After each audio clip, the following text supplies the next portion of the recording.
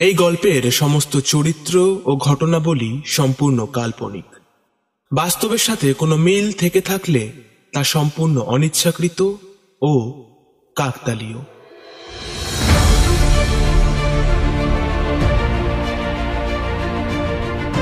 নমস্কার, গল্পম্যানে আপনাকে স্বাগত জানাই। আজ আপনি শুনবেন ডি চ্যাক্সের লেখা তান্ত্রিক অখিল অঘরী সিরিজের পঞ্চম গল্প দণ্ডভোগ, দ্বিতীয় ও অন্তিম পর্ব। তবে আর কথা না বাড়িয়ে শুরু করা যাক। গল্পের লেখক, গল্প পাঠ, সমস্ত পরিকল্পনা, অডিও রূপান্তর, আবহ সৃজন, শব্দ প্রক্ষেপণ, সম্পাদনা, পরিচালনা ও পোস্টার ডিজাইনে আমি ডি চ্যাক্স। বিশেষ ধন্যবাদ শ্রী অনিরুদ্ধ মুখোপাধ্যায়কে। শুরু হচ্ছে তান্ত্রিক অখিল অঘরীর গল্প দণ্ডভোগ, দ্বিতীয় ও অন্তিম পর্ব।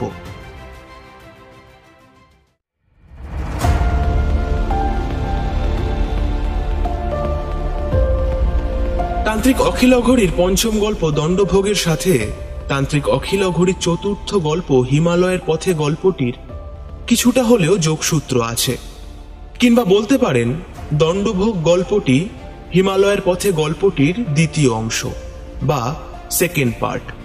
তাই প্রত্যেক শ্রোতা বন্ধুদের অনুরোধ করব তান্ত্রিক অখিল অঘরীর হিমালয়ের পথে গল্পটি শোনার জন্য। সেই গল্পের লিংক এবং দণ্ডভোগের প্রথম পর্বের লিংক এই গল্পের ডিসক্রিপশনে দেওয়া হলো। তবে আর কথা না বাড়িয়ে শুরু করা যাক।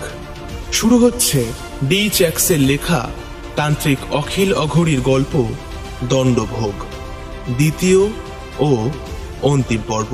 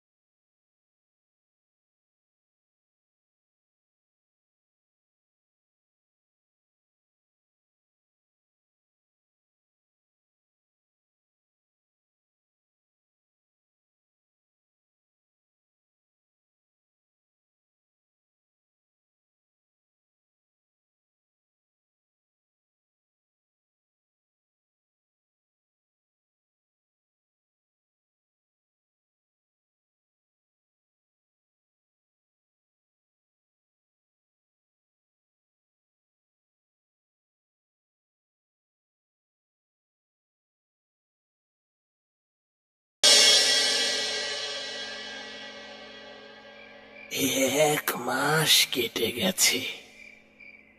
এই এক মাসে যে কত কিছুর সম্মুখীন হতে হয়েছে আমায়, সে আর কি বলবো।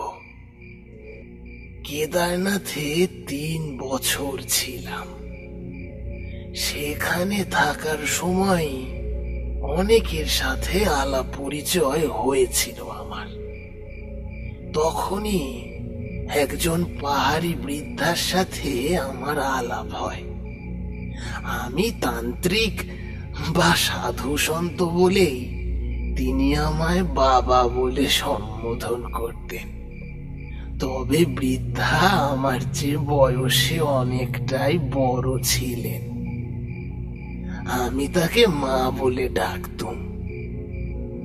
সে জায়গায় থাকাকালীন একদিন সে আমায় একটি ঠান্ডার পোশাক উপহার দিয়েছিলেন। কোনো এক পশুর পশমে তৈরি সেই পোশাক, সম্ভবত চুমড়ি বা ভেড়ার লোমে আবৃত ছিল সেটি। ভাগ্যিস তিনি আমায় সেটি দিয়েছিলেন। এখন আমার গায়ে সেটাই জড়ানো রয়েছে। এই পোশাকেও এখানকার ঠান্ডা দূর হয় না। সেই ঠান্ডাকে কাবু করতে আমায় যোগের সহায়তা নিতে হয়েছিল। তা হলো অগ্নি মুদ্রা। এই মুদ্রা সঠিকভাবে করতে পারলে শরীরে অগ্নি বা সূর্যের প্রভাব বাড়তে থাকে। আমাদের বুকের ছাতির কিছুটা নিচে এবং নাভির কিছুটা উপরে একটা চক্র থাকে, যাকে বলে মণিপুর চক্র। আমাদের শারীরিক অসুস্থতা এই চক্রের উপরই নির্ভর করে। যখন এই চক্র দুর্বল হয়ে যায়, তখনই আমরা নানান অসুস্থতার সম্মুখীন হই। আর এই মুদ্রা এই মণিপুর চক্রকে দৃঢ় করে। এই যে হিমালয়ের বরফাবৃত পর্বতগুলিতে নানান যোগীরা বছরের পর বছর অনাবৃত শরীরে বসে বসে তাদের সাধনা চালিয়ে যাচ্ছেন, তা কেবল এই অগ্নি মুদ্রাকে সঠিকভাবে কাজে লাগিয়েই পারছেন। এই মুদ্রা শরীরের মধ্যে এমন তাপ সৃষ্টি করে যা অতীব কম তাপমাত্রাতেও ঘাম ছুটিয়ে দেয়। তবে বিবেচনা করে বুঝে সুঝে এই মুদ্রা অভ্যেস করতে হয়। এখানে এসে পৌঁছবার দিন 10 আগে এক জায়গায় দুরাত কাটাতে হয়েছিল আমায়। খুব ক্লান্ত ও অবসন্নতা পেয়ে বসেছিল আমায়। আসলে এইসব জায়গায় প্রাণবায়ুর মাত্রা বড্ড কম। যোগ বলের কারণে তখনও অবধি কোন রকমে টিকে ছিলাম আমি। তারপর যেন ধীরে ধীরে সমস্তটা সয়ে যেতে থাকে। যেখানটায় রাত্রিবাস করি সেই জায়গা অন্যান্য জায়গার মতো অত উঁচু নিচু নয়, তুলনামূলক অনেক সমতল, এবং সে জায়গার পশ্চিম দিক ভরে আছে কোনো এক প্রকার আগাছা জাতীয় গাছে। সেই গাছেরা বেশ খানিকটা দূর অব্দি বিস্তৃত। নাকে কেমন একটা মিষ্টি মিষ্টি অদ্ভুত গন্ধ আসছে। সেই গন্ধে ধীরে ধীরে ধীরে ধীরে যেন আমার ক্লান্ত শরীরখানা আরাম পাচ্ছে। একটু পাথুরে মাটির ওপর বসে পড়েছিলাম। সেই গন্ধ যেন ধীরে ধীরে আরাম ও অলসতার বীজ বুনছে আমার মস্তিষ্কের ভিতর। গা এলিয়ে শুয়ে পড়তে ইচ্ছে করছে। অনেক ক্লান্তি শরীরে বইবার পর এমন গন্ধে যেন সমস্ত কষ্ট জুড়িয়ে যাচ্ছে। চোখ লেগে আসছে, অজান্তেই যেন ঘুম ঘুম পাচ্ছে।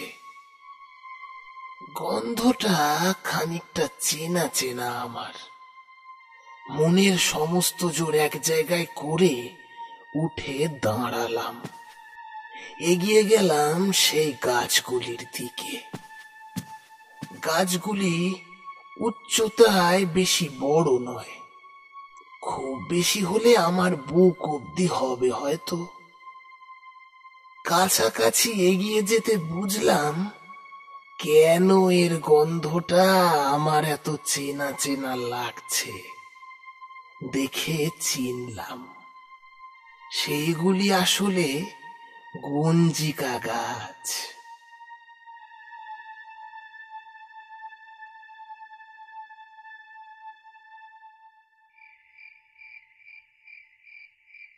মানে মানে গাঁজা গাছ, তাই তো? কিন্তু সে জায়গায় এমন গাছ হলো কিভাবে? তাও আবার এত পরিমাণে? অমন স্বর্গীয় জায়গায় এমন বাজে নেশার জিনিস ছড়িয়ে আছে? আরে হিমালয়ই তো হলো এসবের আস্তানা। আর এই গাছকে তুমি বাজে বলছো? জানো এর আসল নাম কি? এর আসল নাম হলো বিজয়া। এমন নামকরণ কেন হয়েছে তার মাহাত্ম্যটা বুঝতে পারছো? দেবাদিদেবের পূজা সঠিকভাবে করতে গেলে কত রকম উপকরণ লাগে তা জানো? সব তোমার পক্ষে জানা সম্ভব নয়। তাও যে কটি সাধারণ জিনিস মানুষ জেনে থাকে তার মধ্যে হলো দুধ, গঙ্গা জল, বেলপাতা, ধুতুরা, বেল, কলকে ফুল ইত্যাদি। কিন্তু এই গাছের একটা পূর্ণ পাতা যদি শিবের উদ্দেশ্যে সঠিক পূজা পদ্ধতিতে প্রয়োগ করে অর্পণ করা হয় তাহলে এত কিছু উপকরণের প্রয়োজন হয় না। শুধু তাই নয়, চিকিৎসা শাস্ত্রেও এর গুণাবলী চোখে পড়ার মতো। দরকার হলে চরক সংহিতা পড়ে নিও, তাতেই এই গাছকে বিজয়া নামে উল্লেখ করা হয়েছে এবং বলা হয়েছে এই গাছ কর্কট রোগ নিরাময় করতেও খুব কার্যকরী। পারলে বিজয়া শব্দের মানেটা অভিধানে খুঁজে দেখো, কি উত্তর পাও আমায় জানিও। যাই হোক, তারপর কি হলো বলি।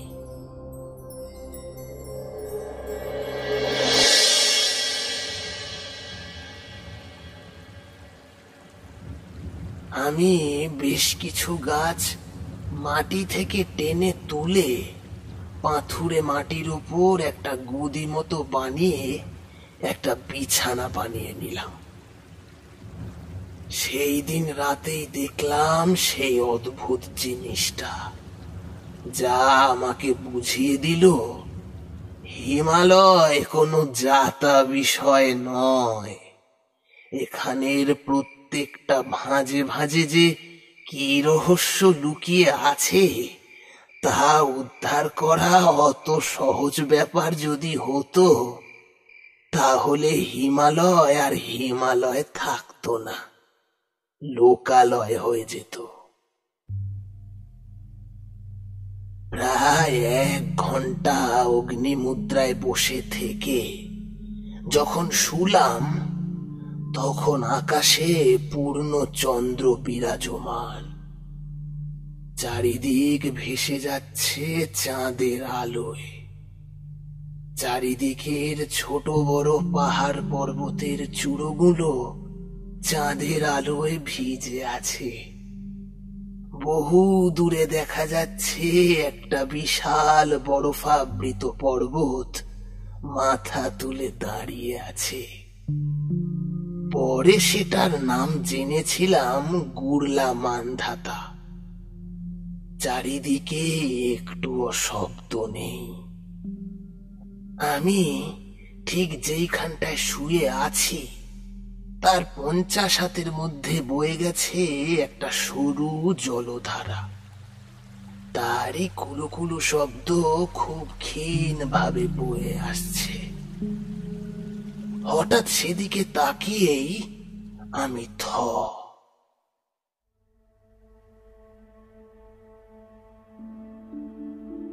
কি দেখলাম জানো? সে জিনিস কেবল ছবিতে দেখেছি আমি, বাস্তবে এই প্রথম দেখলাম একটা সাদা ধবধবে প্রাণী সেই ক্ষীণ জলধারার ওপর মুখ নিচু করে জল খাচ্ছে। প্রাণীটির মাথার ঠিক মাঝখানে একটা পাকানো শিং। তার শরীরটা একেবারে ঘোড়ার মতো। তার শুভ্র গা থেকে যেন ঝরে পড়ছে অনতি উজ্জ্বল ঝলমলে আলো। হঠাৎ সেই প্রাণীটি জলধারা থেকে মুখ তুলে আমার দিকে এক দৃষ্টে তাকিয়ে রইল। তার চোখগুলি যেন মৃদু নীলচে আলোয় জ্বলছে, কিন্তু তার পিঠ জুড়ে বড় বড় ওগুলো কি? আমার বুকের ভেতরটা ঢিপ ঢিপ করছে। প্রাণীটি এক দৃষ্টে চেয়ে আছে আমার দিকে। আমি ধীরে ধীরে উঠে বসলাম। এত সুন্দর একটি প্রাণী জীবনে প্রথমবার দেখার পর সত্যি বলতে লোভ সামলাতে পারিনি। ইচ্ছে করছিল তার রেশমের মতো গায়ে হাত বুলিয়ে একটু দলাই মলাই করে দিই। ধীরে ধীরে উঠে দাঁড়িয়ে কেবল এক পা তার দিকে বাড়িয়েছি। ঠিক সেই সময় প্রাণীটি তা বুঝতে পেরে জলধারা থেকে 2 পা পিছিয়ে গিয়ে দাঁড়ালো। এইবার বুঝলাম তার পিঠের ওই বড় বড় জিনিসগুলি আসলে কি। পিঠের দুপাশ থেকে ধীরে ধীরে খুলে যাচ্ছে 2টো বিশাল আকারের শুভ্র ডানা। আমার মুখ থেকে যেন আপনা থেকেই একটি কথা বেরিয়ে পড়ল, পক্ষীরাজ।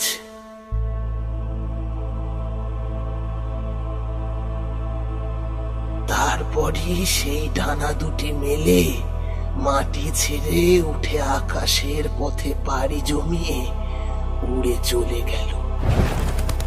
আমি যেই দিকে যাব ঠিক সেই দিকে, অর্থাৎ কৈলাসের দিকে।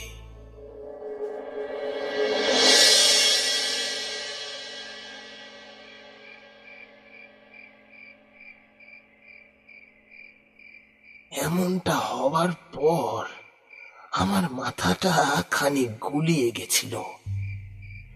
ঘুরলাম মান্ধাতার দিকে চেয়ে চেয়ে ভাবছি, এও কি সম্ভব? তার মানে পক্ষীরাজ কাল্পনিক নয়, সত্যি সত্যি এর অস্তিত্ব আছে, নাকি এটাও ভগবানের কোনো ছলনা? এটা কি তবে আমার চোখের ভুল? কিন্তু এতটাও কি ভুল হতে পারে? এই তো স্পষ্ট দেখলাম জীবটিকে।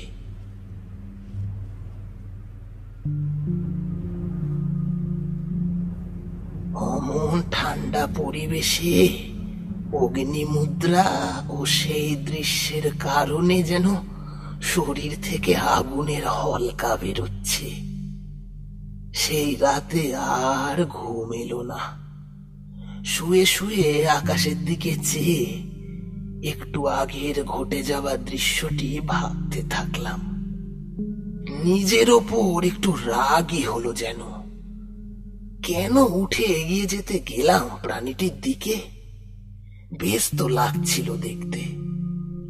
ওর সামনে এগিয়ে না গেলে হয়তো ও এখনো এখানেই থাকতো। এইসব ভাবনায় ডুবে আছি। ঠিক তেমন সময় অনতি দূরের পাহাড়ের দিকে আমার চোখ গেল। আমি সেই দৃশ্য দেখেই অবাক। পাহাড়ের কোল দিয়ে বিরাট দেহী এক মানব মূর্তি দক্ষিণ থেকে উত্তরের দিকে এগিয়ে যাচ্ছে। তার পিছনের আকাশে চাঁদের আলোয় মূর্তিটিকে কালো ছায়া মূর্তি বলে মনে হচ্ছে। তার কাঁধে একটা ঝোলা। আমার মনে হলো এ যেন সেই মানুষটি যাকে আমি আগেও দেখেছি, কিন্তু কে ইনি? এমন ঠান্ডা পরিবেশে কেবল গায়ে একটা চাদর চাপিয়ে পাহাড়ি পথে হেঁটে চলে বেড়ান। কেন জানি না আমার মনে হলো ইনি বোধহয় হিমালয়ের কোনো যোগী হবেন। কিন্তু এত দীর্ঘ চেহারা কি কলিযুগের কোনো মানুষের হয়? এই মানুষটিকে দেখলে মনে হয় তিনি যেন সেই মহাভারতের সময়ের মানুষ। তিনি পাহাড় পেরিয়ে ধীরে ধীরে মিলিয়ে গেলেন। বোধ করলাম আবার যেন ঠান্ডা ঠান্ডা বোধ করছি। দুহাতের আঙুল অগ্নি মুদ্রাকৃতিতে রেখে চোখ বুজে এক মনে মহাদেবের ধ্যানে মগ্ন হলাম। সেই রাতেই আমার সেখানে শেষ রাত ছিল। তারপর দিন ভোর হতে না হতেই সেই জায়গা ছেড়ে গুরলা মান্ধাতার দিকে যাত্রা শুরু করি। তারপর এখন যেখানে আছি সেখানে এসে পৌঁছই। মনটা বিশেষ ভালো লাগছে না, কেমন যেন একটা মন মরা ভাব বোধ করছি। অবসন্নতা পেয়ে বসেছে আমায়। হৃদয় জুড়ে যেন কেবলই মহাদেবের ভাবনার উত্থান পতন চলছে। কে জানে আগামী দিনে কি অপেক্ষা করছে আমার জন্য।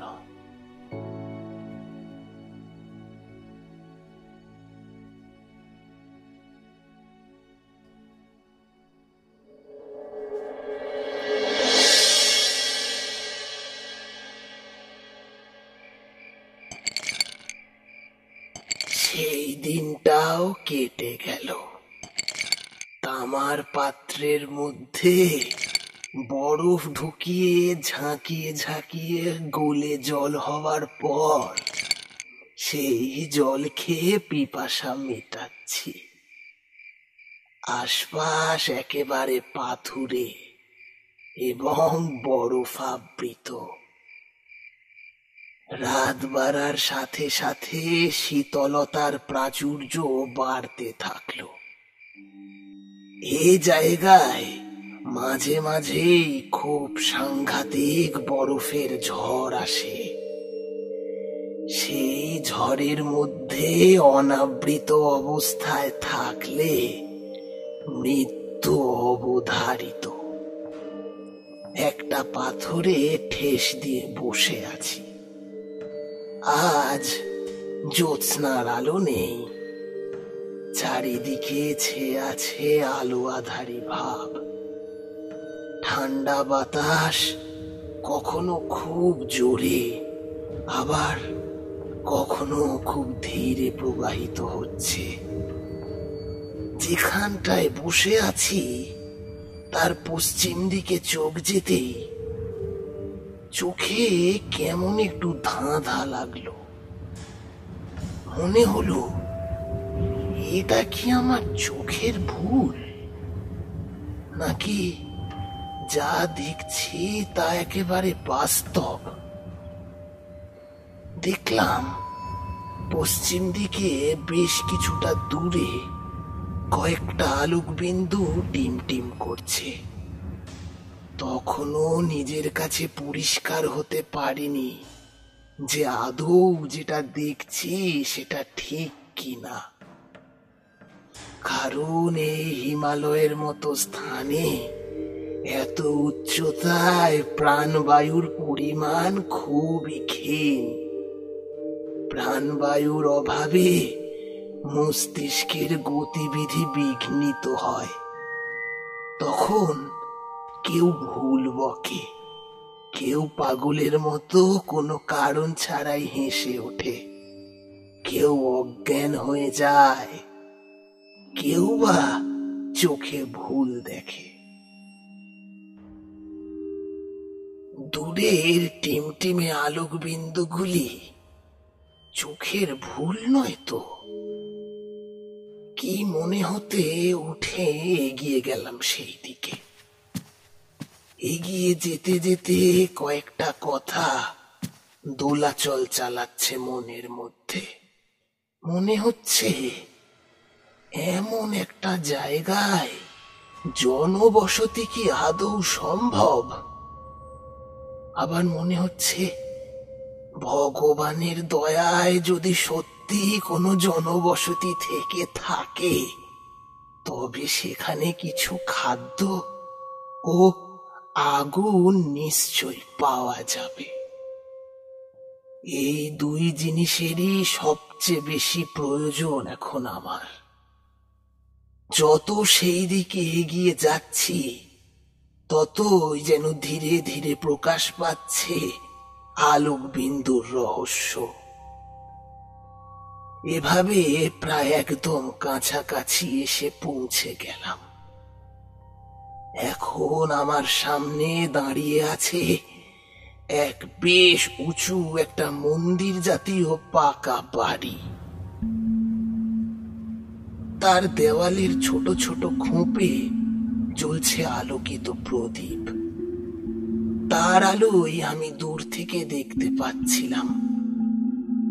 এটিকে দেখতে মন্দিরের মতো হলেও তা আসলে হিন্দু দেবদেবীর মন্দিরের মতো নয়, একটু অদ্ভুত রকমের দেখতে। এ জিনিস আমি এই প্রথম দেখছি। মন্দিরের চূড়ার উপর চোখ যেতেই দেখলাম ক্ষীণ চাঁদের আলোতেও মন্দিরের চূড়োটা ঝলমল করছে। দেখলে মনে হয় যেন চূড়োটা সম্পূর্ণ সোনা দিয়ে মোড়া। ভেতরে প্রবেশ করব কি করব না তাই ভাবছি। মন্দিরের ভেতর থেকে বেরিয়ে আসছে খুব মৃদু গম্ভীর ধ্বনি। মন্দিরের ভেতরে পা চালালাম। ভাবলাম যা হবে দেখা যাবে।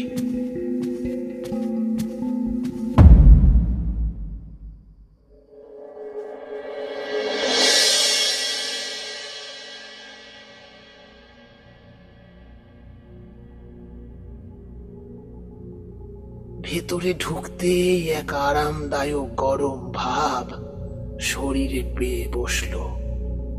চারিদিক ভরে আছে একটা মিষ্টি মিষ্টি উগ্র গন্ধে। ধীরে ধীরে আরো ভেতরে এগিয়ে যেতে থাকলাম। ইতিমধ্যে চোখে পড়েছে চারিদিকে ছড়িয়ে আছে ছোট বড় বৌদ্ধ দেবদেবীর ধাতব মূর্তি। যা দেখলে বোঝা যায় এ জিনিস সোনা ছাড়া আর কিচ্ছু হতে পারে না। এইবার পথ ডান দিকে বেঁকে গেছে। সেই পথের দুপাশের দেওয়ালে থরে থরে রাখা রয়েছে কয়েকশো পুস্তক। তার কোনোটা তালপাতার পুঁথি, কোনোটা গাছের ছালের দ্বারা নির্মিত ভূর্জপত্র। লাল কাপড় অথবা শালুতে মোড়া মোটা মোটা পুঁথি। এ জিনিস আমার চিনতে অসুবিধা হয়নি, কারণ এমন বহু পুঁথি আমি জ্যাঠামশায়ের কাছে ঢের ঢের দেখেছি। সেই পথটা এইবার একটা ঘরের মধ্যে চলে গেছে। ইতিমধ্যে আমি বুঝতে পেরেছি এটি হলো একটি বৌদ্ধ বা তিব্বতী মঠ। মঠের মধ্যে কোথাও কোনো মানুষের চিহ্ন অবধি নেই। একটু কুণ্ঠাবোধ হলেও দরজা ঠেলে সেই ঘরের মধ্যে আমি প্রবেশ করলাম। আর প্রবেশ করতেই আমি হতবাক। মনে হলো এটা কি কোনো পাখিশালা? কিন্তু পাখিশালায় যদি হবে তবে তো আরো অনেক রকম পাখি থাকার কথা, কিন্তু এখানে তো কেবল। আমি বলে উঠলাম, কেন, কি দেখলেন আপনি? আর পাখি দেখে হতবাক হবারই বা কি আছে? পাখি দেখে অবাক আমি হইনি, যা দেখলাম তা হলো ঘরের মধ্যে সারি সারি মজবুত কাঠের খাঁচা ছড়িয়ে আছে সর্বত্র, আর সেই খাঁচাগুলির মধ্যে আটকানো রয়েছে এত বড় বড় ভয়ানক দর্শন পেঁচা। সেই পেঁচা আমাদের দেশে দেখা যায় না কখনোই, আর পেঁচাগুলি আকারে এতটাই বড় যে একটি খাঁচায় একটির বেশি পেঁচা রাখা যাবে না। কিন্তু তাদের বেশিরভাগই চুপচাপ, একটা দুটো কখনো খুব মৃদুভাবে ডেকে উঠছে, তবে প্রতিটা পেঁচাই যেন কেমন ঢুলছে। মনে হচ্ছে কোনো এক অজ্ঞাত ঘুমের বড়ি তাদের এই হালের জন্য দায়ী। কিন্তু তাদের চেহারা দেখলে বোঝা যায় তারা অত্যন্ত ক্রূর এবং সাংঘাতিক ভয়ানক। পায়ের নখগুলি বড় বড় পাকানো বড়শির মতো লাগছে। এইবার একটা জিনিসের দিকে চোখ গেল আমার। দেখলাম প্রতিটা খাঁচাকে গোল করে বেষ্টন করে আছে মেঝের ওপর আঁকা এক কালো গণ্ডি। এই ঘরটায় ঢোকার সময় থেকেই কেমন একটা নেতিবাচক ঊর্জার আভাস পাচ্ছি আমি। ঘরটা বেশ বড়। ঘরের পূর্ব দিকের দেওয়ালে একটি দরজা। আমি পায়ে পায়ে এগিয়ে গেলাম সেই দিকে। দরজা ঠেলে খুলে দিতেই আরো এক অদ্ভুত দৃশ্য। মাটির উপর পাতা রয়েছে পুরু গালিচা, তার দুপাশে সারিবদ্ধভাবে পাশাপাশি বসে আছে লালচে খয়েরি আলখাল্লা পরনে একাধিক মুন্ডিত মস্তক লামা। তাদের সবার সামনে খোলা রয়েছে কোনো না কোনো গাছের তৈরি ভূর্জপত্র। তারা প্রত্যেকে একদম নিস্তব্ধ হয়ে তাতেই মগ্ন। আমি যে ঘরে প্রবেশ করেছি তা নিয়ে তাদের কোনো মাথা ব্যথাই নেই। মুখ তুলে আমার দিকে কেউ চাইলও না পর্যন্ত। আর তাদের একেবারে পিছনে একটি উঁচু ঢিবি জাতীয় জায়গায় বসে আছে এক নারী মূর্তি। তাকে হঠাৎ দেখলে বুকটা ধড়াস করে ওঠে। গায়ের চামড়া কুঁচকে ঝুলে পড়েছে, দুই কানে বড় বড় মাকড়ি, মিশকালো পোশাক পরনে, গলায় ঝুলছে কোনো এক লাল পাথরের দীর্ঘ মালা। আর তার ঠিক পিছনে বসে আছে এক অতি বৃহৎ আকারের কুচকুচে কালো পাথরে তৈরি কঙ্কালসার ধ্যানমগ্ন বৌদ্ধ মূর্তি। এই মূর্তি আমার চেনা। ভগবান বুদ্ধ যখন দীর্ঘদিন কঠোর সাধনায় মগ্ন ছিলেন তখন তার চেহারা অনাহারে এমন হয়ে গেছিল, কিন্তু এমন কালো মূর্তি আমি কখনোই দেখিনি। প্রদীপের আলো এত বড় মাপের একটি মঠের মধ্যে আলো আঁধারির সৃষ্টি করেছে। তাতে এই কালো বৌদ্ধ মূর্তিটি দেখে সাক্ষাৎ প্রেত মূর্তির মতো লাগছে। কেন জানি না ঠিক সেই মুহূর্তে আমার ভাই নিখিলের সেই কথাটা মনে পড়ে গেল। এটাই কি তবে সেই জ্ঞানগঞ্জ মঠ? যা হিমালয়ে অবস্থিত। এমনটা মনে হয়েছে। আর ঠিক সেই সময় সেই বৃদ্ধার দিকে চোখ যেতে দেখি সে এক দৃষ্টে আমার দিকে তাকিয়ে আছে। কি তার চোখের দৃষ্টি! বুক শুকিয়ে যায় সেই চোখ দেখলে। তিনি আমায় তার হাতের ইশারায় কাছে ডাকছেন। আমি ধীরে ধীরে এগিয়ে গেলাম তার দিকে। তিনি কোনো কথা না বলেই আমায় নিচু হয়ে বসতে বললেন। আমি বসলাম। তারপর তিনি তার বাম হাতের বৃদ্ধাঙ্গুলটি আমার কপালের ঠিক মাঝখানে ছোঁয়ালেন। আমার শির দাঁড়াবে নেমে গেল এক হিম শীতল বরফের স্রোত। তারপর আমার কপাল থেকে হাত সরিয়ে উঠে দাঁড়ালেন এবং আমাকেও টেনে তুললেন। আমার এক হাত ধরে ধীরে ধীরে নিয়ে এগিয়ে গেলেন অন্য একটি ঘরের দরজা খুলে।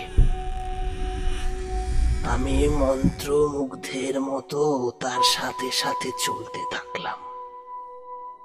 ততক্ষণে আমার মধ্যে বাসা বেঁধে থাকা অবসন্নতারা পাততালি গুটিয়েছে।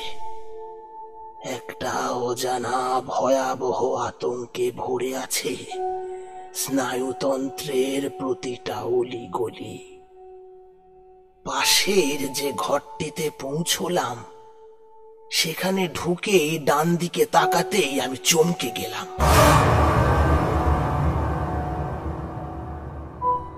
দেখলাম আমার পাশে দাঁড়িয়ে থাকা বৃদ্ধা এখন আমার সাথে দাঁড়িয়ে থাকার সাথে সাথে সামনে ডান দিকেও দাঁড়িয়ে আছেন। আর তার পাশে এটি কে? তারপর ধীরে ধীরে বুঝতে পারলাম ব্যাপারটা। বৃদ্ধার পাশে দাঁড়িয়ে থাকা মানুষটি হলাম স্বয়ং আমি। আসলে সেটি আয়না ছিল। শুধু সেটাই নয়, সেই ঘরটি পুরোটাই কাঁচের। যেদিকেই তাকাও শুধু নিজেকেই দেখতে পাবে। নিজের চেহারা দেখে আমি নিজেই অবাক হয়ে গেছি। এ আমার কি চেহারা হয়েছে! চোখ দুটো এত ভেতরে ঢুকে গেছে যে তা দেখে কোনো অন্ধকূপ বলে মনে হচ্ছে। বৃদ্ধাকে কিছু বলার আগেই দেখলাম সে আমার হাতে একটা পাথরের পেয়ালা তুলে দিয়ে ইশারায় খেয়ে নিতে বললেন। আমি কিছুক্ষণ বৃদ্ধার দিকে চেয়ে রইলাম। তারপর পেয়ালায় চুমুক লাগালাম। গলা ছুঁয়ে নেমে গেল এক গাঢ় সুস্বাদু পানীয়, মাখন চা। বৃদ্ধার ভাবখানা এমনই যেন তিনি সবই জানেন, সবই বোঝেন।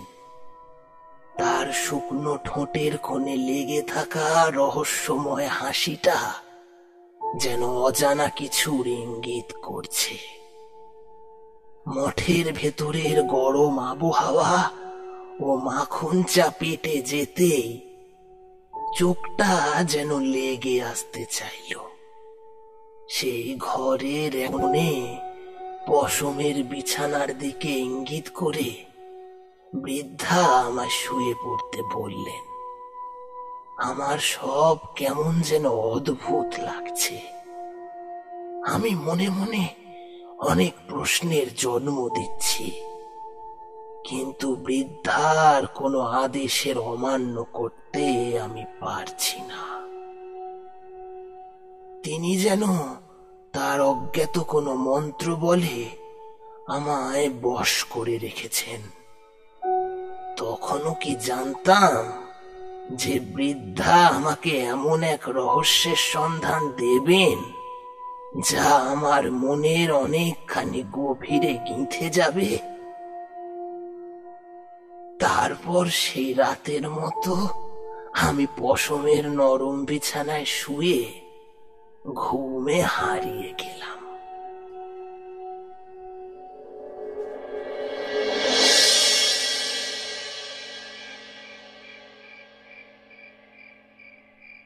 ঘুম যখন ভাঙল তখন সকাল না বিকেল তার কোনো হদিশ পেলাম না। মঠের ভেতরে থেকে বাইরের অবস্থা বলা সম্ভব নয়। ডান পাশে তাকাতেই দেখি বৃদ্ধা পদ্মাসনে বসে আগু পিছু মৃদু মৃদু দুলছেন, আর মুখে কি যেন বিড়বিড় করছেন। তার সামনে ওগুলো কি? ধীরে ধীরে উঠে বসলাম। উঠে বসতে স্পষ্ট হলো দৃষ্টি। যা দেখেছিলাম হুবহু তোমায় বলছি, মন দিয়ে শোনো। দেখলাম বৃদ্ধার সামনে ছড়িয়ে আছে দুটো বড় বড় মাখনের প্রদীপ। তিনটে তিন রঙের মাঝারি আকারের পাথর, দুপাশে দুটি নরমুণ্ড। আর এই সব কিছুকে ছাপিয়ে যেদিকে আমার চোখ এখন স্থির হয়ে আছে তা হলো বৃদ্ধার একদম মুখোমুখি দু হাতের মধ্যে বসে আছে দুটি বিশাল বিশাল ভয়ঙ্কর দর্শন পেঁচা। বৃদ্ধা এখন বসে থাকায় পেঁচা দুটিকে তার চেয়ে উচ্চ দেখাচ্ছে। তাদের মোটা মোটা পা গুলোয় বাঁধা রয়েছে লোহার শিকল। তাদের মধ্যে কিন্তু কোনো উত্তেজনার ভাব নেই। দুটো পেঁচাই চোখ বুজে ঢুলছে যেন। মাঝে মাঝে যখন একটু চোখ খুলছে তখনই একটু ডেকে আবার চোখ বুজে নিচ্ছে। সারা ঘরটি কাঁচের তৈরি হওয়ায় চারিদিক থেকে প্রতিফলিত হচ্ছে দৃশ্য। ঘরে কেবল দুটি বড় বড় মাখনের প্রদীপ জ্বলছে। তাতে যে আলো আঁধারি সৃষ্টি হয়েছে তা আরো জোরালো করেছে রহস্যময় আবহাওয়াকে। এমন সময় বৃদ্ধার দুলুনি থামল। সে উঠে দাঁড়িয়ে কি একটা গুঁড়ো মতো জিনিস পেঁচা দুটির ওপর ছড়িয়ে দিতেই পেঁচা দুটি অজ্ঞান হয়ে পড়ে গেল। তারপর তাদের খাঁচায় পুরলেন। তখনই তার আমার দিকে চোখ যায়। আমায় উঠে বসে থাকতে দেখে তিনি একটু মৃদুভাবে রহস্যময় হাসি হাসলেন। খাঁচাটি সরিয়ে রেখে এগিয়ে গেলেন ঘরের পূর্ব দিকে। কাঁচের দেওয়ালে হাত বুলিয়ে কি যেন একটা করলেন। তারপরই কাঁচের দেয়াল যেন ধীরে ধীরে হাওয়ায় মিলিয়ে যেতে থাকলো। আমি শুধু চেয়ে চেয়ে দেখছি তাকে। সামনে এখন আর কোনো দেওয়াল নেই। সম্পূর্ণ ফাঁকা হয়ে খাঁ খাঁ করছে সৌন্দর্যের সিন্দুক। অবাক হয়ে চেয়ে দেখছি পূর্ব দিক থেকে সবে দেখা দিয়েছে লালচে আলোর ছটা। সামনে দূরে দাঁড়িয়ে থাকা একটা দুটো গাছকে দেখে মনে হচ্ছে রাত জাগা ক্লান্ত প্রহরী। তাদের থেকে বেশ খানিকটা দূরে দাঁড়িয়ে আছে বিশাল কৈলাস পর্বত। সূর্যের আলোটা ঠিক যেভাবে পড়েছে তাতে দেখে মনে হচ্ছে কৈলাস পর্বতের গায়ে এক বিশাল আকার ওম চিহ্ন ফুটে উঠেছে। তা দেখে কৈলাসকে একেবারে দেবাদিদেবের ঘর বলে মনে হচ্ছে। আমার দুটো হাত আপনা থেকে কপালে উঠে গেল।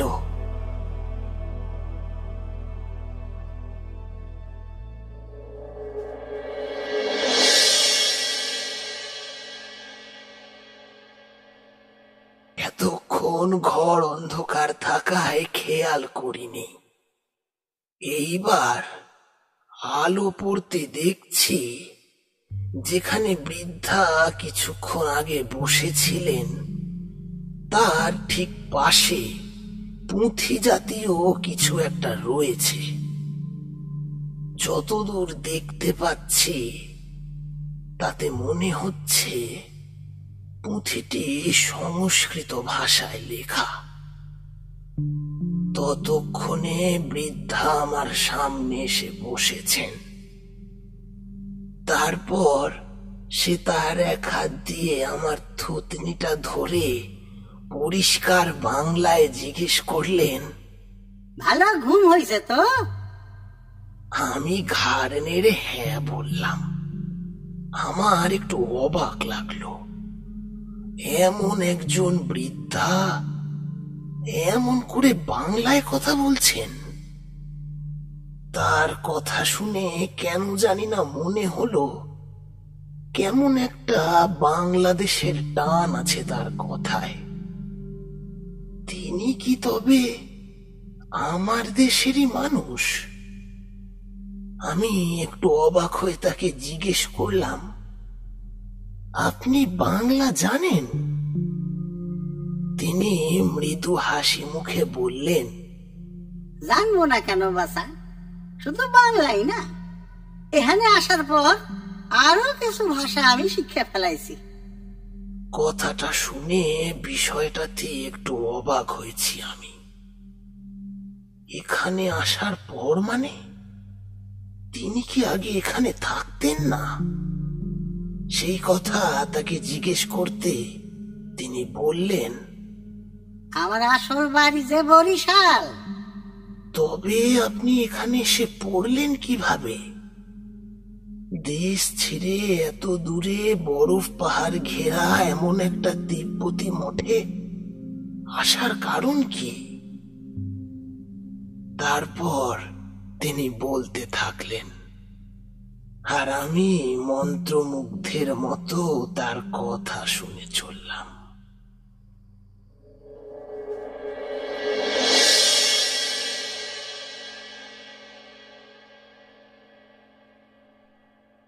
আমার তখন 11 বছর বয়স। বাবা জোর করে আমার বিয়ে দিয়ে দিলেন এক 50 ঊর্ধ্ব কুলীন ব্রাহ্মণের সাথে। তারপর 2 বছর বাংলাদেশে থেকে আমার স্বামী আমার নিয়ে চলে আসেন সুতানুটিতে। সেইখানে আসার পর থেকেই আমার স্বামীর মধ্যে কেমন একটা পরিবর্তন লক্ষ্য করতে থাকি। বেশিরভাগ সময় কাজের নাম করে বাইরে থাকতেন। মাঝে মাঝে রাতে যখন বাড়ি ফিরতেন তখন একেবারে মাতাল। বাড়ি ফিরেই কিছু না কিছু নিয়ে অশান্তি বাঁধাইতেন। এইভাবে অবহেলিত অত্যাচারিত হয়ে কত দিনের দাঁতে দাঁত চেপে রাখা যায়। তার মধ্যে আমার যখন যৌবন বয়স তখন তিনি প্রায় বার্ধক্যে পৌঁছাইছেন। তেমনই একদিন আমার লগে হঠাৎ দেখা কৃষ্ণকান্তের। সে প্রায় আমার থেকে বছর 3 বড়। অত্যাচারী মাতাল স্বামীর অনুপস্থিতিতে ধীরে ধীরে আমাদের সম্পর্ক ঘনিষ্ঠ হতে থাকে।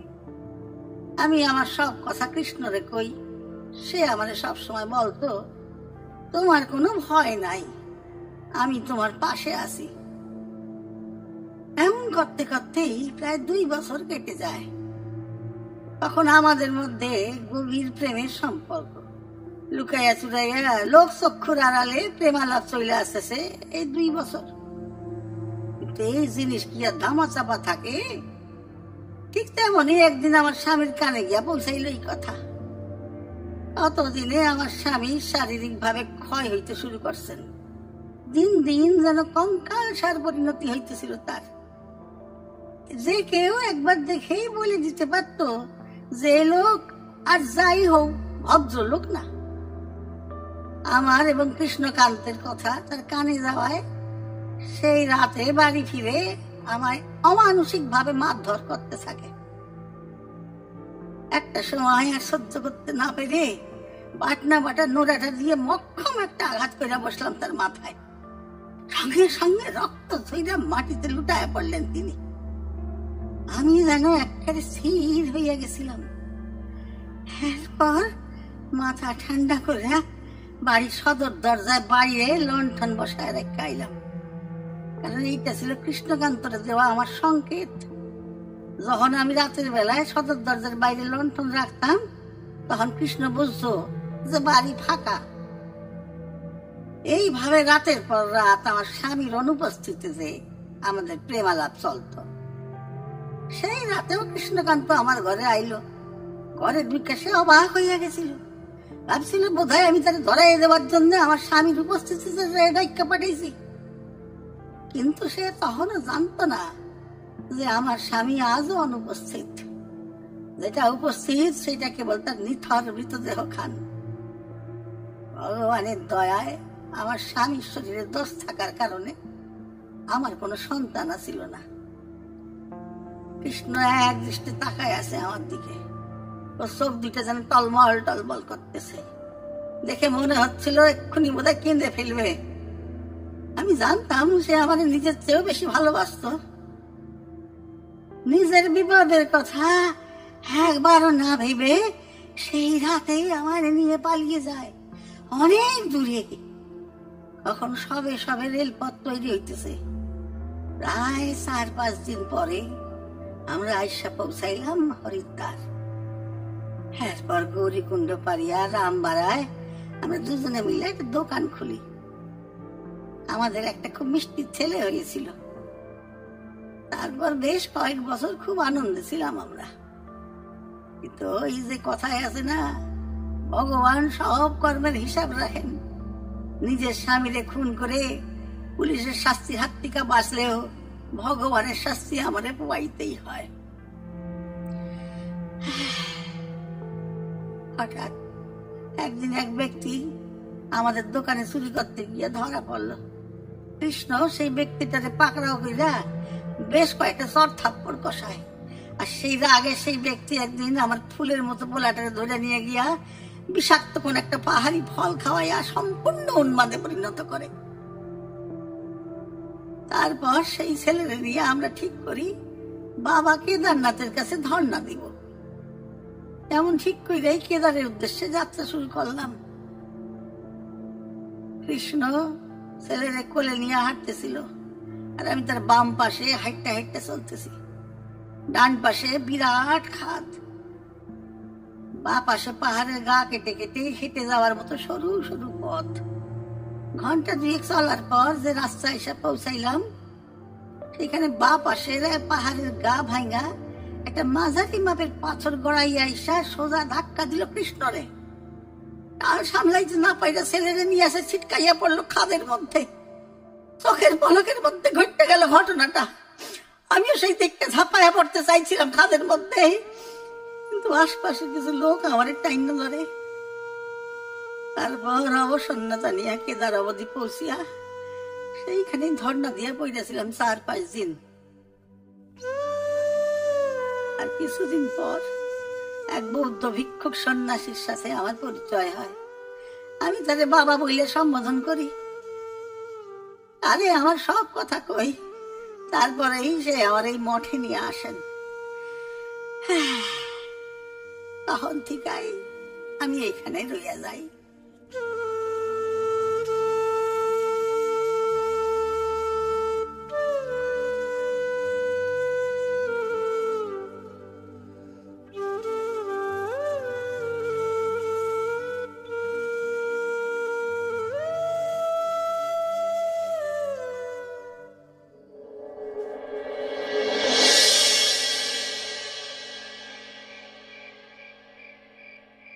বৃদ্ধা যখন কথা শেষ করলেন তখন তার চোখ ভরে উঠেছে জলে। পূর্ব দিকের ফাঁকা দেওয়ালের মধ্যে দিয়ে দেখতে পাচ্ছি সূর্য উঠে এখন ঠিক কৈলাসের মাথায় একটা বিন্দুর মতো লেগে আছে। চারিদিকে ছড়িয়ে আছে এলোমেলো বরফের আবরণ। একটি ঠান্ডা হাওয়া মাঝে মাঝে ছুঁয়ে যাচ্ছে আমার পাটের মতো মাথার চুল ও কালের দীর্ঘদিন না কাটা দাড়িতে। মনটা এখন আগের চেয়ে অনেক হালকা। শরীরের অবসন্নতারা মুক্ত করেছে আমার দেহালয়, কিন্তু তার সাথে সাথে আরো একটা ব্যাপার আমার মনের মধ্যে ঘূর্ণিঝড় তুলেছে। বৃদ্ধার দোকানে চুরি হবার পর থেকে যে ঘটনাটা তিনি বললেন সেটা যেন আগেও কোথাও একটা শুনেছি আমি। ঠিক তখনই বৃদ্ধা বলে উঠলেন, যে আমার ছেলেরে উন্মাদে পরিণত করছিল, যার জন্য এত কিছু হয়েছিল, এই লোকটারে শাস্তি দেওয়ানের লেগা আমার মনের মধ্যে একেবারে প্রতিশোধের আগুন জ্বলতে থাকে।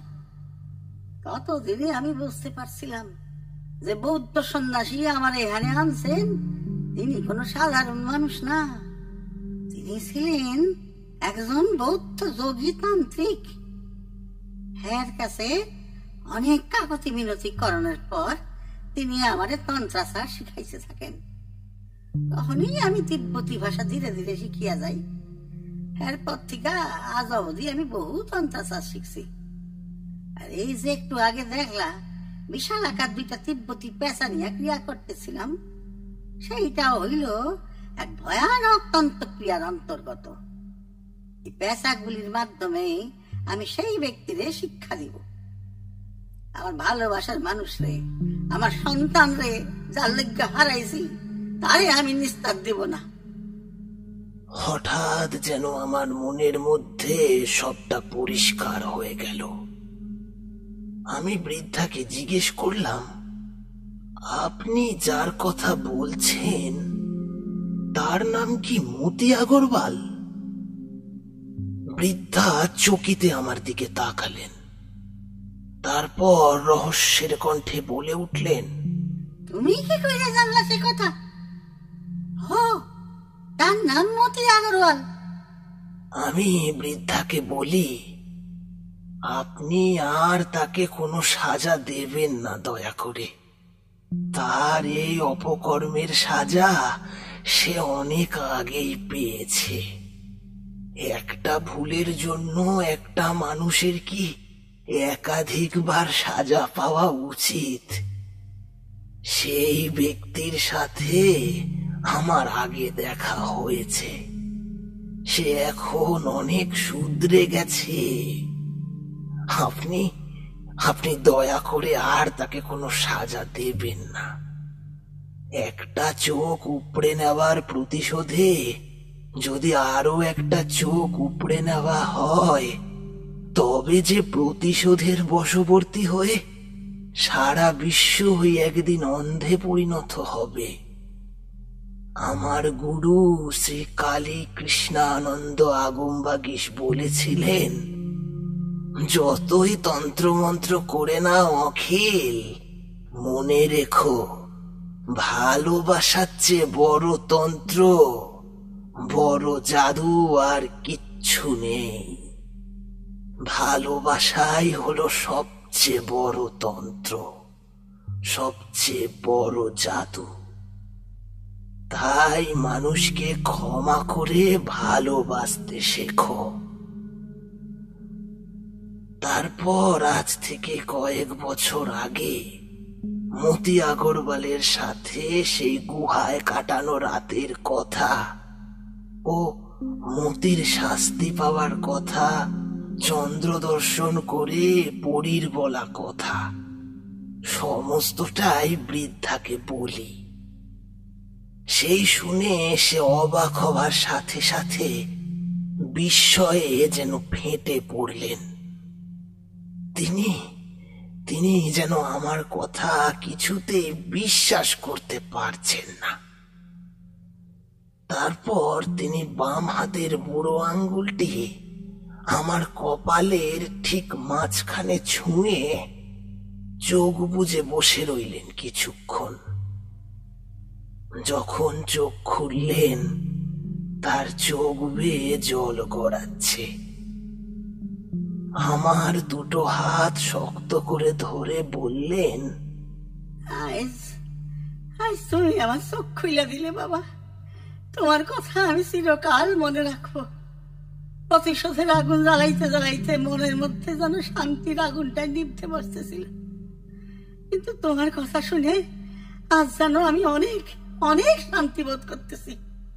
তুমি ঠিকই কইতেছ, ভালোবাসার থেকে বড় তন্ত্র বড় জাদু সত্যই কিছু নাই।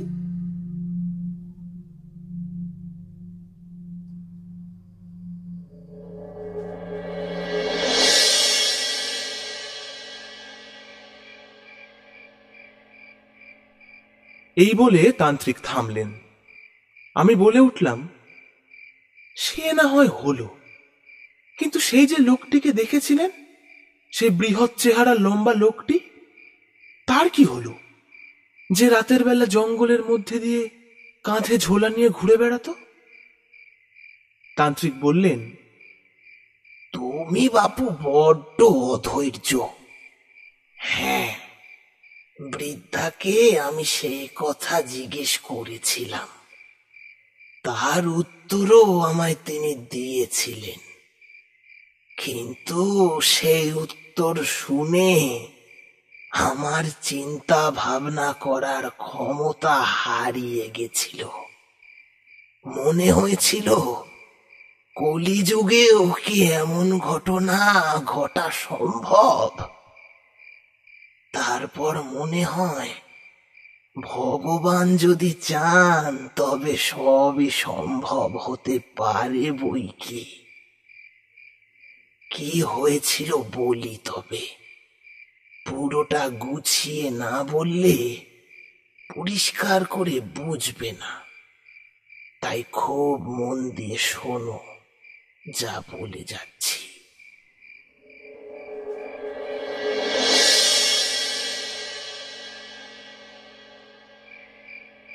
যে সময়ের কথা বলছি তা আজ থেকে বহুকাল আগের কথা। চারিদিকে ধুলো উড়ে ঝাপসা হয়ে আছে দৃশ্য। পলকের মধ্যে এক প্রান্ত থেকে অন্য প্রান্তে ধেয়ে যাচ্ছে শয়ে শয়ে তীর। কুরুক্ষেত্রের যুদ্ধক্ষেত্র গিজগিজ করছে কৌরবী ও পাণ্ডবী সেনায়। জোর কদমে চলছে মহাভারতের মহাযুদ্ধ। যুদ্ধের দশম দিনে মহাগুরু দ্রোণাচার্য কৌরব সেনার মুখ্য সেনাপতি নিযুক্ত হলেন। দ্রোণাচার্যের পুত্র ছিলেন মহাশক্তিধর অশ্বত্থামা। অশ্বত্থামা যখন জন্মগ্রহণ করেছিলেন তখন থেকেই তার কপালে একটি মণি ছিল, যে মণি তাকে সর্বরকম শত্রু থেকে নিরাপদ রাখত। অশ্বত্থামা ছিলেন মহাদেবের আশীর্বাদী পুত্র এবং দ্রোণাচার্য ছিলেন মহা অস্ত্র শিক্ষা গুরু। মহাভারতের যুদ্ধক্ষেত্রে ভীষ্মের পিতার মৃত্যুর পর দ্রোণাচার্য এবং অশ্বত্থামার বুকের মধ্যে আগুন জ্বলে ওঠে।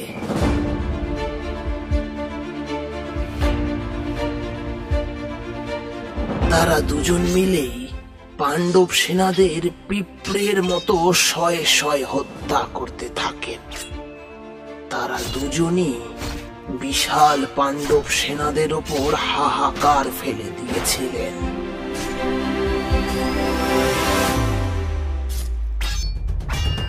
পাণ্ডব পক্ষের সেনারা তাদের দুজনকে আটকানোর অনেক চেষ্টা করেও ব্যর্থ হচ্ছিল। যুদ্ধের 15 দিন কেটে যাবার পরেও যখন পিতা পুত্রের সংহারক রূপ শান্ত হলো না, তখন শ্রীকৃষ্ণ যুধিষ্ঠিরকে বলেন, যুদ্ধ জিততে গেলে দ্রোণাচার্য ও অশ্বত্থামাকে থামানো অতি আবশ্যক, নয়তো তারা পাণ্ডবদের ওপর ভারী হয়ে উঠবেন ক্রমশ।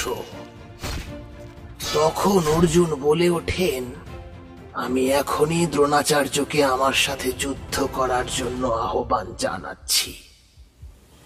সেই শুনে শ্রীকৃষ্ণ অর্জুনকে বলেন, দ্রোণাচার্য তোমার অস্ত্র গুরু, তোমার মনে হয় তুমি তাকে যুদ্ধে পরাস্ত করতে পারবে? তখন ভীম শ্রীকৃষ্ণকে জিজ্ঞেস করেন, তাহলে এখন কি উপায় কেশব? শ্রীকৃষ্ণ জানান, দ্রোণাচার্য এই যুদ্ধে কেবল অশ্বত্থামার কারণেই আছেন।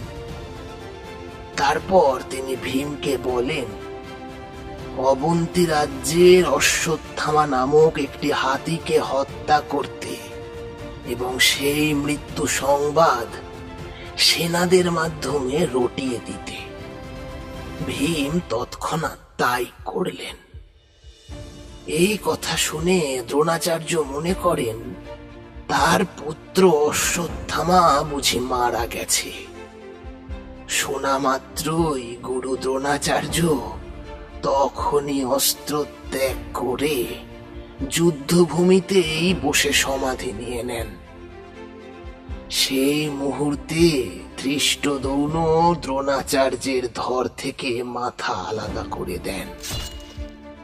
যখন অশ্বত্থামা জানতে পারেন যে তার পিতাকে পাণ্ডবরা ছলপূর্বক হত্যা করেছে, তখন সে অত্যন্ত ক্রোধে ফেটে পড়লেন এবং পাণ্ডব সেনাদের উদ্দেশ্যে নারায়ণ অস্ত্র নিক্ষেপ করলেন।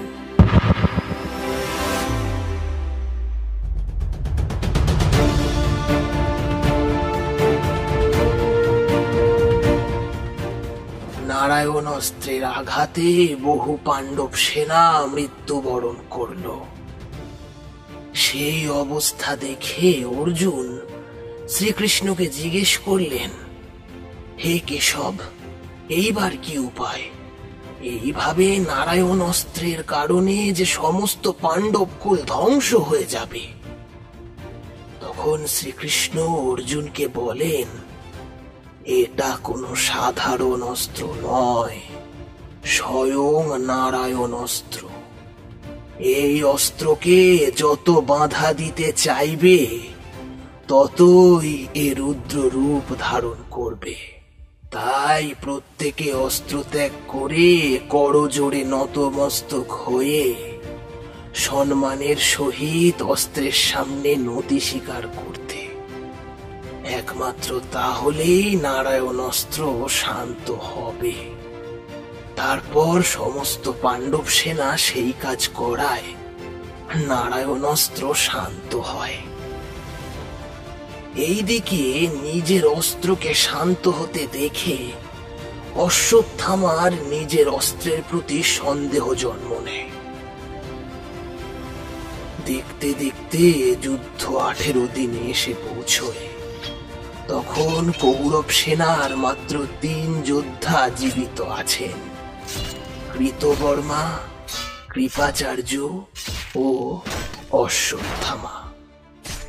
অশ্বত্থামা তার 2 সহযোদ্ধা কৃতবর্মা ও কৃপাচার্যকে নিয়ে তার মিত্র দুর্যোধনের সঙ্গে দেখা করতে যান। তখন রক্তাক্ত অবস্থায় যুদ্ধক্ষেত্রের এক কোণে আহত হয়ে শুয়েছিলেন দুর্যোধন।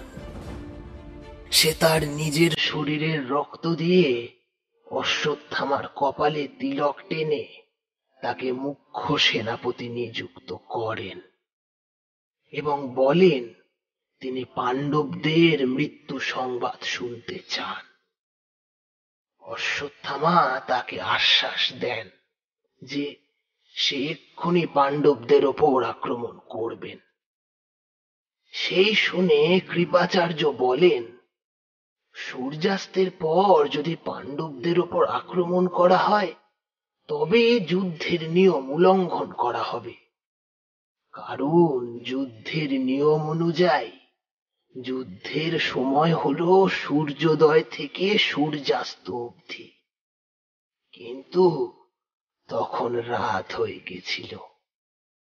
অশ্বত্থামা কৃপাচার্যকে বলেন, সে কি ভুলে গেছেন যে কিভাবে পাণ্ডবরা তার পিতাকে ছলে এবং কৌশলে হত্যা করেছিল?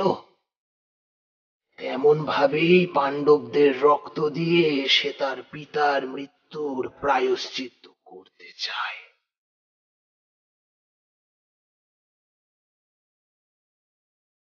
তারপর দুর্যোধনের অনুমতি নেওয়ার পর কৃপাচার্য ও কৃতবর্মাকে সঙ্গে করে নিয়ে রাতের অন্ধকারে পাণ্ডব শিবিরে গিয়ে উপস্থিত হন।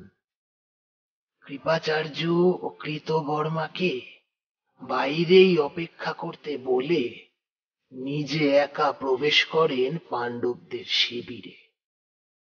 তারপর তার পিতার হত্যাকারী ধৃষ্টদ্যুম্নের শয়নকক্ষে গিয়ে ঘুমন্ত অবস্থায় ধৃষ্টদ্যুম্নকে হত্যা করেন এবং তিনি গোপন সূত্রে জানতে পারেন পঞ্চপাণ্ডব আজ একই শয়নকক্ষে শয়ন করছেন।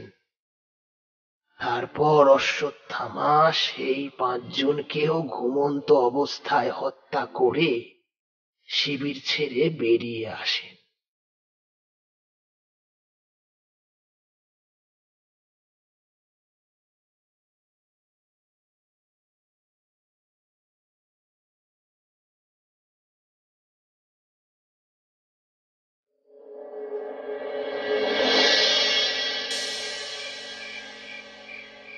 যখন তিনি এই সংবাদ তিনি তার মিত্র দুর্যোধনকে জানাতে আসেন, ততক্ষণে দুর্যোধন শেষ নিঃশ্বাস ত্যাগ করেছেন।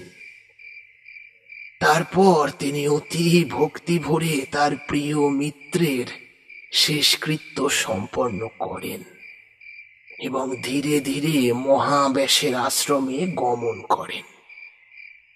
অপরদিকে পাণ্ডব পক্ষ তখন গভীরভাবে শোকাহত। আসলে যে 5 জনকে অশ্বত্থামা পঞ্চপাণ্ডব ভেবে হত্যা করেছিলেন তারা ছিল দ্রৌপদীর পুত্র। তখন দ্রৌপদী রাগে দুঃখে ফেটে পড়লেন এবং বললেন সে অশ্বত্থামার মৃত্যু দেখতে চায়। তখন শ্রীকৃষ্ণ জানান অশ্বত্থামাকে হত্যা করা সম্ভব নয়, কারণ সে অমরত্বের বরপ্রাপ্ত মানব। এরপর পাণ্ডবেরা দ্রৌপদীকে বলেন, আমরা অশ্বত্থামাকে তোমার সামনে এনে উপস্থিত করছি, তোমার যা সাজা দেওয়ার তুমি তাকে দিও। এরপর পাণ্ডবেরা অশ্বত্থামার সন্ধানে সেখান থেকে প্রস্থান করেন।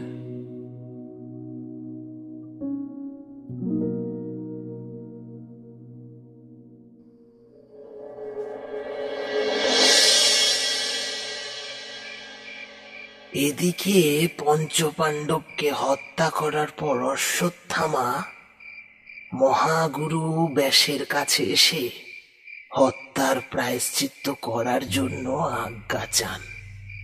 তখন ব্যাস জানান প্রায়শ্চিত্ত তো তাকে করতেই হবে, কারণ সে যাদের ঘুমের মধ্যে হত্যা করে এসেছে তারা পঞ্চপাণ্ডব নন, তারা 5 জন দ্রৌপদীর পুত্র। এই শুনে অশ্বত্থামা রাগে জ্বলে ওঠেন ও বলেন, প্রায়শ্চিত্ত সে নিশ্চয়ই করবে, তবে তা পঞ্চপাণ্ডবকে হত্যা করার পর। তখন অশ্বত্থামা দেখতে পায় পঞ্চপাণ্ডব শ্রীকৃষ্ণের সাথে তার দিকে এগিয়ে আসছেন। সেই দেখে সে কিছুটা অবাক হয় ও ভয় পেয়ে ব্রহ্মাস্ত্রের আহ্বান করেন এবং তা নিক্ষেপ করার আগে বলেন, সমস্ত পাণ্ডবের নাশ হোক। এই বলে পাণ্ডবদের উদ্দেশ্যে সেই ব্রহ্মাস্ত্র নিক্ষেপ করেন। অর্জুন দেখেন এক প্রচন্ড অগ্নিপিণ্ড তার দিকে ধেয়ে আসছে। সেই দেখে সে সারথি শ্রীকৃষ্ণের কাছে উপায় জানতে চান। তখন শ্রীকৃষ্ণ অর্জুনকে বলেন তাকেও ব্রহ্মাস্ত্র নিক্ষেপ করতে, কারণ একমাত্র ব্রহ্মাস্ত্রই ব্রহ্মাস্ত্রকে ঠেকাতে পারে। অর্জুন তৎক্ষণাৎ তাই করলেন।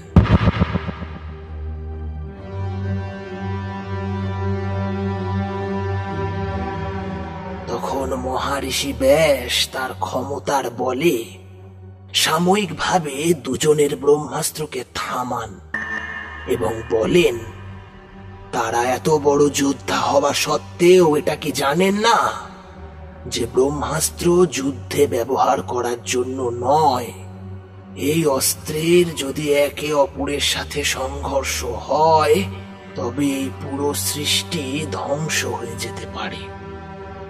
তখন তিনি উভয়কেই তাদের অস্ত্র ফিরিয়ে নিতে বলেন। অর্জুন তৎক্ষণাৎ তাই করেন, কিন্তু অশ্বত্থামা ব্রহ্মাস্ত্রের নিক্ষেপ জানলেও তা ফিরিয়ে নিতে জানত না। সেই কথা মহারিষি ব্যাসের কানে যেতেই গভীরভাবে অশ্বত্থামাকে ভৎসনা করেন এবং বলেন সে যেন এক্ষুনি অস্ত্রের গতিপথ বদলে দেন। তখনও অশ্বত্থামার বুকে জ্বলছে প্রতিশোধের আগুন। সে বলেন, গতিপথ বদলালেও সেই ব্রহ্মাস্ত্র পাণ্ডব বংশের দিকেই ধাবিত হবে। পঞ্চপাণ্ডব না হলে তাদের ভবিষ্যতের বীজকেই আমি ধ্বংস করব। তারপর অশ্বত্থামার ব্রহ্মাস্ত্র গিয়ে আঘাত করে অভিমন্যুর গর্ভবতী স্ত্রী উত্তরার গর্ভে। তার কারণে তার গর্ভে থাকা সন্তান জন্ম নেওয়ার আগেই গর্ভেই মৃত্যুবরণ করে। শ্রীকৃষ্ণ এই ঘটনা তার দিব্য দৃষ্টিতে দেখতে পান এবং অত্যন্ত রেগে গিয়ে অশ্বত্থামার এই কুকর্মের জন্য তাকে অভিশাপ দেন যে অশ্বত্থামা সময়ের শেষ অবধি ভালোবাসা ও সমবেদনার সন্ধান করে হন্যে হয়ে বেড়াবে এবং তার মস্তকের ওই মণির জায়গায় একটি ঘা হয়ে থাকবে, যা সদা বিস্তারিত হতে থাকবে।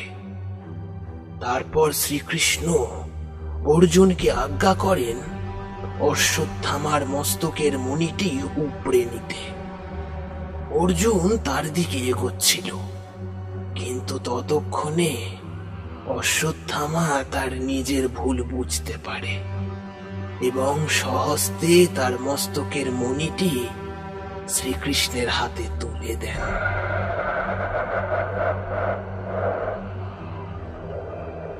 কিন্তু তিনি কৃষ্ণের কাছে অনুনয় বিনয় করতে থাকেন যাতে এই অভিশাপ সে ফিরিয়ে নেয়। তখন শ্রীকৃষ্ণ জানান এটি সেই অর্থে কোনো অভিশাপ নয়, এটি হলো তার অতীব ঘৃণ্য কুকর্মের শাস্তি, যা তাকে ভোগ করতেই হবে। সেই মণি ছিল অশ্বত্থামার সর্বক্ষমতার উৎস মণি বিনা সে আর 5টা সাধারণ মানুষের মতোই। সেই দিন থেকেই মহাভারতের অশ্বত্থামা আজ অবধি ক্ষত ভরা দেহ নিয়ে সেই সাজা ভোগ করে চলেছে, কারণ সে যে অমরত্ব পেয়েছিল, কিন্তু তা এখন ক্ষমতাহীন অমরত্ব। সে যে কি কঠিন শাস্তি তা কেবল সেই বোঝে যে ভোগ করছে। সেই বৃদ্ধা আরো বলেন, সেই ব্যক্তিকে সে বহু সময় ধরে এই জায়গায় দেখে আসছে। যে বৌদ্ধ তান্ত্রিক সন্ন্যাসী বৃদ্ধাকে এই মঠে এনেছিলেন, সেই সন্ন্যাসীর সাথে ওই বৃহৎ ব্যক্তির সামান্য পরিচয় ছিল। সেই সন্ন্যাসী নানান গাছগাছরা সংগ্রহ করে নানান ঔষধ প্রস্তুত করে সেই ব্যক্তিকে দিতেন তার ক্ষতস্থানে লাগানোর জন্য। কিন্তু সন্ন্যাসীর মৃত্যুর পর আর কখনোই সেই ব্যক্তিকে মঠের আশেপাশে দেখা যায়নি। যেহেতু সে শ্রীকৃষ্ণের অভিশাপে এই সাজা ভোগ করছে, সেই কারণে সে হিমালয়ের গায়ে অবস্থিত বদ্রীনাথ প্রদক্ষিণ করে। কারণ বদ্রীনাথে যে শ্রী বিষ্ণুর অবস্থান, আর যে স্থানে শ্রী বিষ্ণু বা শ্রীকৃষ্ণ অবস্থান করেন, সেই জায়গা বৈকুণ্ঠে পরিণত হয় এবং সে দেবাদিদেবের আশীর্বাদী পুত্র হওয়ার কারণে কৈলাসও প্রদক্ষিণ করে থাকেন। কারণ কথিত আছে, কৈলাস প্রদক্ষিণ করলে মানুষ নিজের সমস্ত কুকর্মের বোঝা হালকা করতে পারে। সেই ব্যক্তি মাঝে মাঝে মঠের বেশ খানিক দূরে উত্তর পূর্বে অবস্থিত একটি রুদ্রাক্ষ বনের মধ্যে থেকে রুদ্রাক্ষ সংগ্রহ করতে আসে। কিন্তু অত রুদ্রাক্ষ নিয়ে সে যে কি করে তার কোনো হদিশ বৃদ্ধা আমায় দিতে পারেননি। তার দিন 3 বাদে আমি বৌদ্ধ মঠ ছেড়ে কৈলাসের দিকে আবার হাঁটা শুরু করি। বৃদ্ধা আমায় মন ভরে আশীর্বাদ করেছিলেন এবং আমাকে বেশ কিছু খাবারও দিয়ে দিয়েছিলেন। আরো কি একটা গাছের শিকড়ও সে আমায় দিয়েছিল। বলেছিল, হিমালয় অঞ্চলে থাকাকালীন এই শিকড় যেন সর্বদা আমি সাথে রাখি, কারণ সেই শিকড় শরীরে ছুঁয়ে থাকলে শরীর গরম রাখতে সাহায্য করে। তারপর বৃদ্ধাকে প্রণাম করে আমি মঠ ছেড়ে বেরিয়ে পূর্ব দিকে কৈলাসের পথে অগ্রসর হই।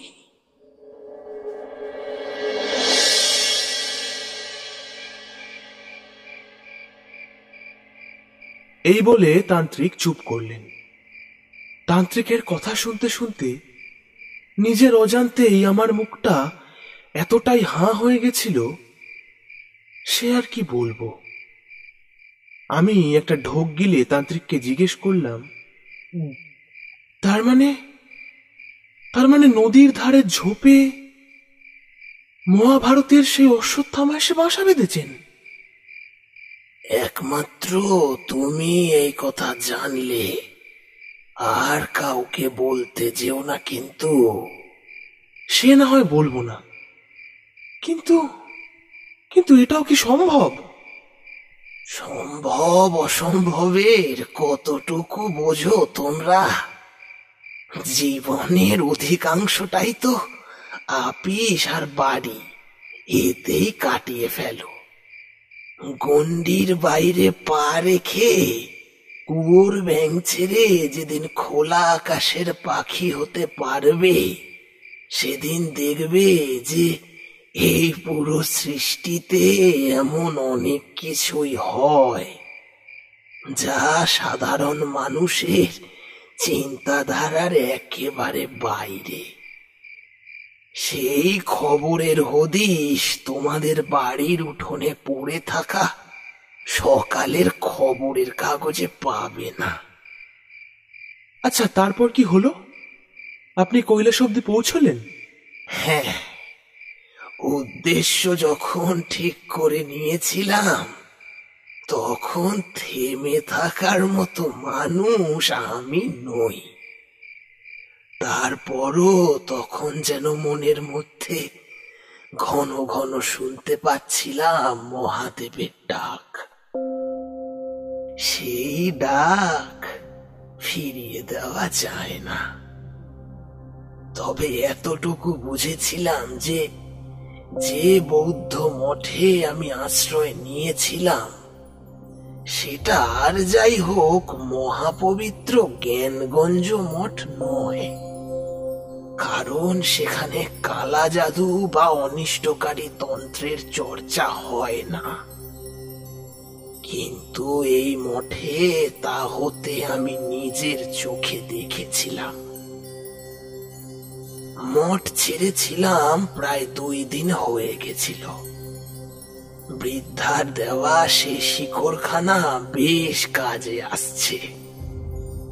অমন ঠান্ডায় শরীর গরম রাখা চারটিখানি কথা নয়, কিন্তু এই শিকড়ের দৌলতে আমার শরীরে যেন আগুন ছুটছে, আর শরীর গরম থাকার কারণে কর্মক্ষমতাও যেন তুঙ্গে রয়েছে। বৃদ্ধার দেওয়া খাওয়ার তখনো কিছু আছে কাঁধের থলেতে। এমনই 2 দিনের মাথায় এসে পড়লাম মানস সরোবরের কাছে। সমুদ্র তল থেকে এত উপরে এমন এক মিষ্টি জলের হ্রদ থাকা যে কিভাবে সম্ভব তার হদিশ তোমার খবরের কাগজ দিতে পারবে কি? কারণ তোমার দেখা খবরের কাগজ বিজ্ঞান, চিন্তা শক্তি ও যুক্তি এই সমস্ত কিছুর উপরে একজন বিরাজ করেন, যাকে আমরা ভগবান বা ঈশ্বর বলি। আর সেই মানস সরোবরের জলে চড়ে বেড়াচ্ছে দলে দলে শুভ্র রাজহাঁস। সেই দৃশ্য যে স্বর্গীয় না হয়ে পারে না, তা যে না দেখবে সে ঠাউর করতে পারবে না। আর এর ঠিক অপর প্রান্তেই বেশ কিছুটা দক্ষিণ পূর্বে অবস্থিত রাক্ষস তাল। এটিও একটি প্রকাণ্ড ঝিল, কিন্তু এর জল নোনতা এবং ঈষৎ কষা। মানস সরোবরের উল্টো দিকে সগর্বে মাথা তুলে দাঁড়িয়ে আছে বিরাট কৈলাস পর্বত। এই অঞ্চলে আশেপাশে ইতিমধ্যে বেশ কিছু তিব্বতী লামার দর্শন পাওয়া যাচ্ছে, যারা হাতে করে জপযন্ত্র ঘোরাতে ঘোরাতে মানস সরোবরের পার ঘেঁষে হেঁটে বেড়াচ্ছেন। এই তিব্বতীরা কৈলাসকে কাংরিং বোকে বা কাংরিং পোচে এমন জাতীয় কিছু একটা নামে সম্বোধন করেন। এদের দেখে বুঝেছিলাম হিন্দু এবং বৌদ্ধ উভয়ের মধ্যে কৈলাসের প্রতি ভক্তি ও প্রাধান্যের মাত্রা সমান। সারাটা দিন সেখানে কাটিয়ে তারপর গিয়ে পৌঁছই কাছাকাছি একটা তিব্বতী গুম্ফায়। সেখান থেকেই সন্ধান পেয়েছিলাম মহাপবিত্র জ্ঞানগঞ্জ মঠের।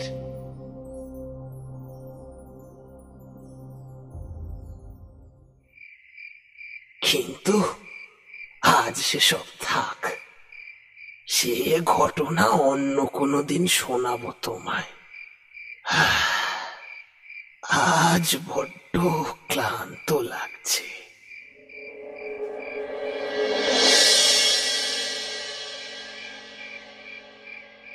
এই বলে তান্ত্রিক অখিল ঘড়ি থামলেন। তারপর আমি বাড়ি ফিরে আসি। ফেরার পথে নদীর পাড়ের ওই ঝোপটার দিকে তাকিয়েছিলাম বেশ কিছুক্ষণ, কিন্তু অদ্ভুত ব্যাপার, সেই দীর্ঘকায় সাধু বাবার দেখা আর পেলাম না। এখন আমার কাছে পরিষ্কার হলো তার নবদ্বীপে এসে থাকার কারণটা। শ্রীকৃষ্ণের অভিশাপে তিনি আজও তার অপরাধের দণ্ড ভোগ করে চলেছেন, এবং নবদ্বীপে শ্রীকৃষ্ণ বিরাজ করায় সেই ব্যক্তি ভগবানের সান্নিধ্য পাওয়ার আশায় এই নবদ্বীপ বৈকুণ্ঠে আসেন। কিন্তু তাকে যে দেখা গেল না, তিনি কি তবে নবদ্বীপ ছেড়ে চলে গেলেন? সেই কথা আর আমার পক্ষে জানা সম্ভব হয়নি।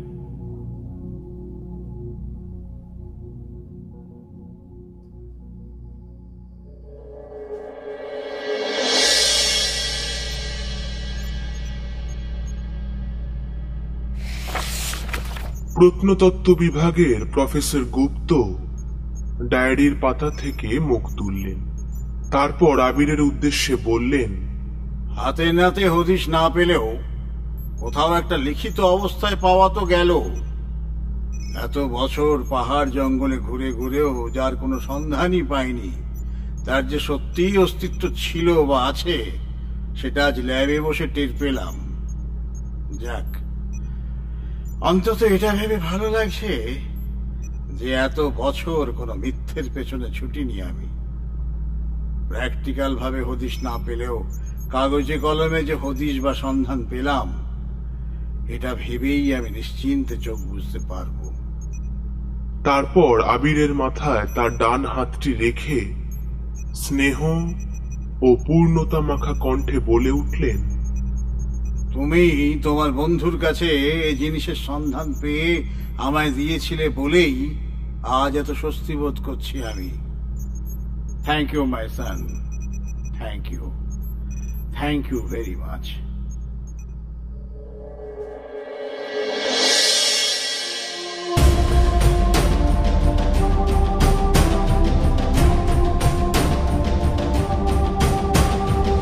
শুনছিলেন তান্ত্রিক অখিল অঘরীর গল্প দণ্ডভোগ অন্তিম পর্ব। সম্পূর্ণ গল্পটি কেমন লাগলো তা নিশ্চয়ই কমেন্ট করে জানাবেন। আমাদের ফেসবুক পেজ গল্পম্যান ফলো করতে ভুলবেন না। শেষ হলো ডি চ্যাক্সের লেখা তান্ত্রিক অখিল অঘরীর গল্প দণ্ডভোগ। আজকের মতো চলি তবে, সঙ্গে রাখুন, শুনতে থাকুন গল্পম্যান। আমাদের চ্যানেল নানান ব্র্যান্ড, প্রোডাক্ট ও অন্যান্য ইউটিউব চ্যানেলকে প্রমোট করে থাকে। নিজেদের চ্যানেল অথবা প্রোডাক্ট প্রমোট করতে আপনারা যোগাযোগ করতে পারেন ডেসক্রিপশন বক্সে দেওয়া মেল অ্যাড্রেস গল্পম্যান contact@gmail.com এর মাধ্যমে।